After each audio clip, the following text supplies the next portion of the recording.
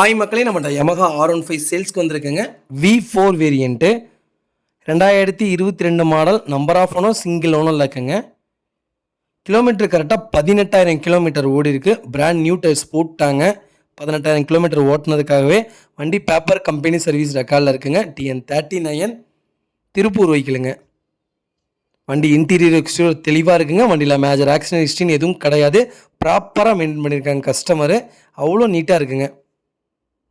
Vehicle location கோயம்புத்தூருங்க. நம்ம இது கோட் பண்ணுற ப்ரைஸ் வந்து 1,40,000 கேட்குறோம். நெகசபிள் தான். நேரில் வாங்க, கம்பல்சரி அனுசரித்து கொடுத்துட்லாங்க.